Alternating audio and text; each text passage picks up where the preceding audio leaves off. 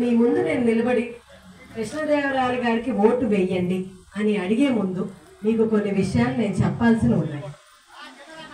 ఇంతకు ముందే అందరూ ఓటు వేసి గెలిపించి 5 సంవత్సరాలు ఆయన నరసరావుపేటకి ఎంపీగా చేశారు.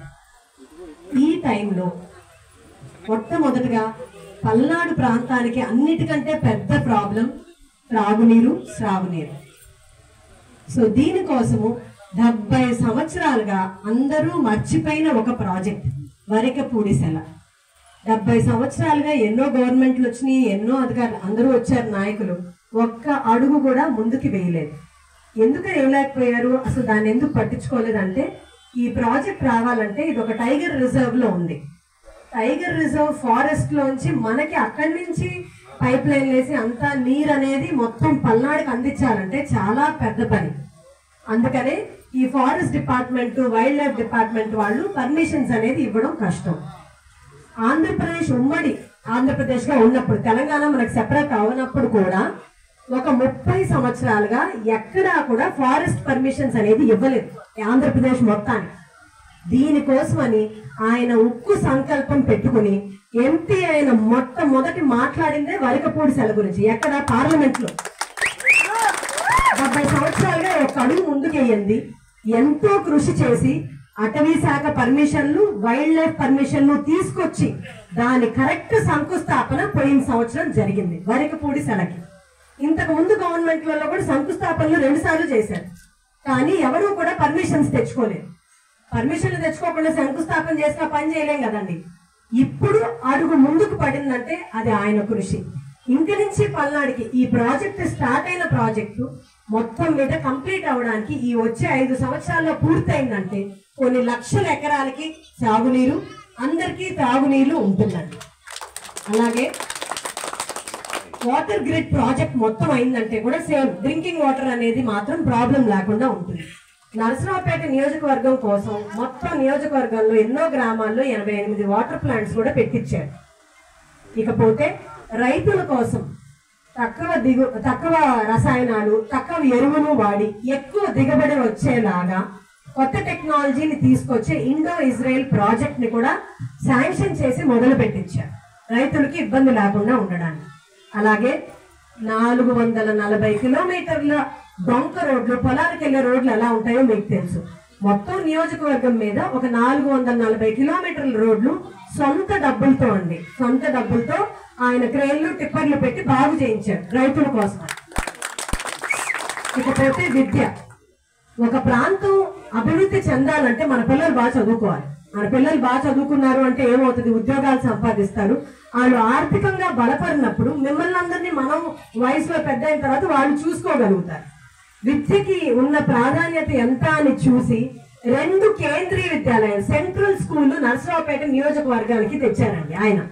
ఇప్పుడు నరసరావుపేట నియోజకవర్గంలో 4 కేంద్రీయ విద్యాలయాలు ఉన్న ఏకైక ప్లేస్ ఇదే నరసరావుపేటలో.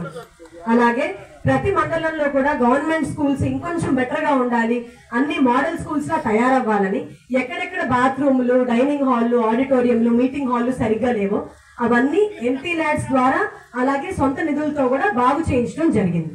ఇకపోతే అన్నిటికంటే ముఖ్యమైనది రహదారులు.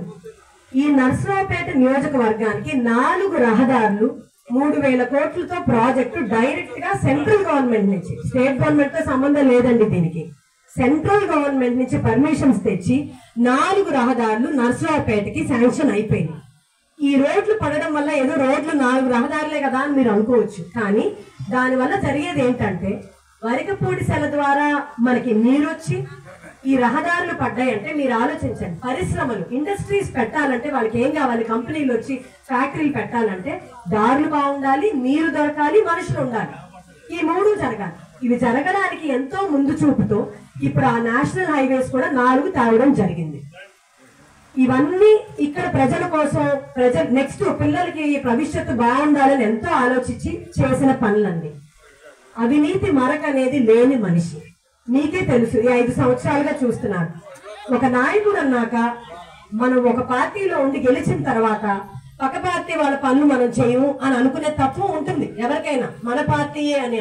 కానీ ఏ రోజైనా పార్టీ అనేది కానీ, కులం కానీ, మతం కానీ ఆలోచించకుండా ఆయన దగ్గరికి పని కోసం వస్తే అందరినీ సమానంగా చూస్తారు, ఆయన సాయశక్తిలో చేయగల పనులన్నీ చేస్తారు. ఇది నేనేదో ఇంట్లో మనిషిని వచ్చి మీ ముందు నిలబడుకుని చెప్పట్లేదండి. మీకు తెలిసిన వారిని ఎవరినైనా అడగండి, ఇదే మాట డెఫినెట్ గా అంటారు. ఇకపోతే ఈ నెక్స్ట్ 5 years లో ఆయన మీరందరూ ఆశీర్వదించి గెలిపించిన తర్వాత ఖచ్చితంగా వరికపూడి సెల ప్రాజెక్ట్ అనేది కంప్లీట్ అయ్యి అందరూ కూడా ఆ తాగునీరు సాగునీరును ఆస్వాదించాలి. అంతేకాకుండా వాటర్ గ్రిడ్ కంప్లీట్ అవ్వడం, గోదావరి నీళ్లను తీసుకొచ్చి సాగర్ కుడికాలంలో కలిపి దాని ద్వారా మళ్ళీ కొన్ని లక్షల ఎకరాలకి సాగునీరు త్రాగునీరు కూడా ప్రాబ్లం ఫ్యూచర్ లో లేకుండా ఉండడానికి చేయడానికి అది కూడా స్టార్ట్ అయిందండి. ఆ ప్రాజెక్ట్ కూడా ఈ నెక్స్ట్ 5 years లో కంప్లీట్ అవుతుంది. లాజిస్టిక్స్ హబ్స్ అనేది ఏర్పాటు చేసి యువతకి, మీకు ఆల్రెడీ తెలుసు నిరుద్యోగం ఎంత ఉందని, ఆ నిరుద్యోగుల్ని లేకుండా చూసి అంతా యువత కూడా ఎంప్లాయ్మెంట్ రావడానికి లాజిస్టిక్ హబ్స్ అనేది కూడా ఏర్పాటు చేయబోతున్నారు. సో ఇది కాకుండా యాదవ సోదరి మనులు కూడా ఏవేవి చెయ్యాలి అనేది డిక్లరేషన్ కూడా ఉంది. అవి మీకు డీటెయిల్డ్ గా ఎలాగో కృష్ణమూర్తి గారు మాట్లాడినప్పుడు మీకు చెప్తారు. అందుకని దాని గురించి నేను మీతో కంటే సార్ చెప్తేనే బాగుంటుంది. నా మనవి ఏంటి అంటే మీరందరూ ఓటు వేసే ముందు ఒక్కసారి ఆలోచించండి, మనం ఎన్నుకునే నాయకులు మనకి అందుబాటులో ఉంటారా? రెండవది, అవినీతి అనేది ఎక్కువ ఉందా, అవినీతి అనేది అసలు ఉందా, అలాంటి నాయకులా అని మీరు ఆలోచించాలి. ఇకపోతే మన పల్నాడు అభివృద్ధికి వీళ్ళు ఏం చేయగలుగుతారు? ఈ 3 ప్రశ్నలే మీరు ఓటు వేసే ముందు మీరే ఒకసారి మిమ్మల్ని మీరు అడగండి. మీకు అలాంటి నాయకులు అయితేనే మన పిల్లల భవిష్యత్తు రేపు అనేది బాగుంటుంది. మీరు ఎన్నుకునే నాయకులు ఇప్పుడు ఎంపీ గారిని ఎమ్మెల్యే గారిని వాళ్ళిద్దరి విజయం మాత్రమే కాదండి. రేపు మన భవిష్యత్తు, రేపటి పల్నాడు వెలుగు ఎలా ఉంటుంది అనేది మీరు ఎన్నుకునే నాయకుల మీదే డిపెండ్ అయి ఉంటుంది.